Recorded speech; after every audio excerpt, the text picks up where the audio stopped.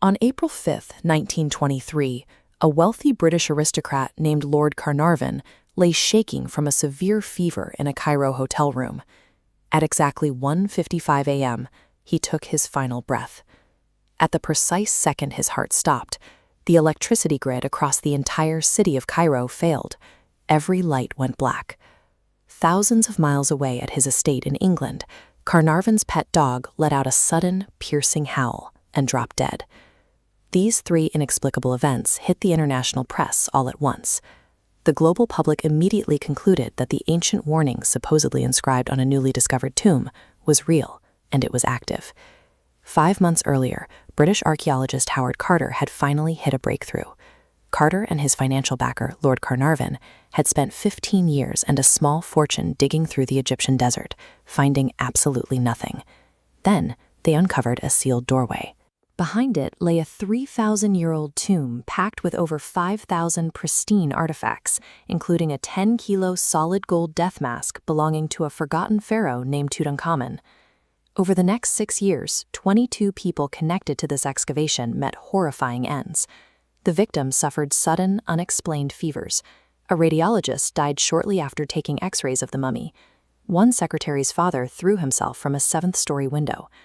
To test if a thousands-year-old magical retaliation was responsible for these deaths, we have to bypass the 1920s newspaper hysteria and look at the actual biology of the boy buried in that tomb. Born in 1329 BC, Tutankhamun was a frail teenager resulting from generations of severe royal inbreeding, a common practice among Egyptian elites to keep their bloodlines isolated. This limited gene pool left him with severe physical ailments. He suffered from a severe clubfoot, making his legs distinctly misshapen. He also had Koehler disease, a painful disorder where blood supply to the foot stops, causing bone tissue to rot. The pain was so extensive he couldn't walk without support.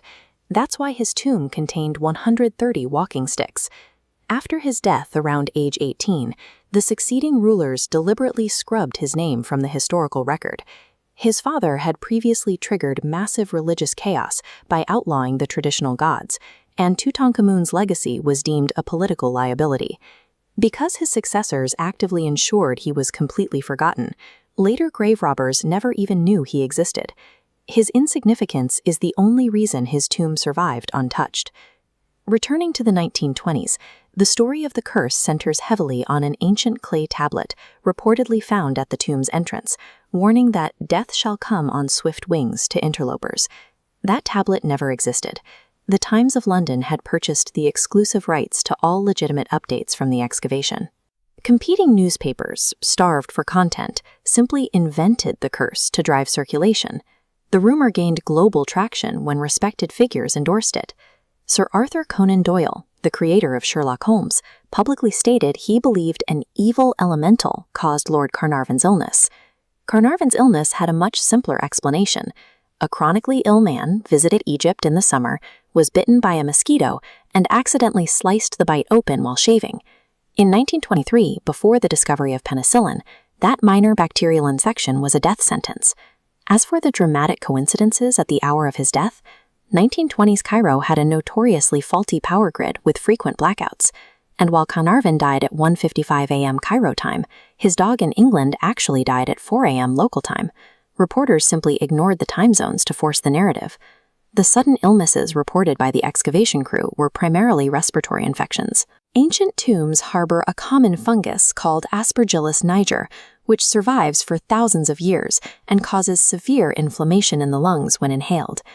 Strip away the embellishments, and the curse of the pharaohs reveals itself as an early, highly successful piece of viral media manipulation. If a supernatural penalty existed, the man who organized the dig and extracted the mummy should have been the first to die. Howard Carter continued working, gave regular interviews dismissing the curse, and lived for another 16 years, ultimately dying in his mid-60s of entirely natural causes. In 2002, the British Medical Journal published a study analyzing the survival rates of the 44 Westerners present in Egypt during the tomb's opening.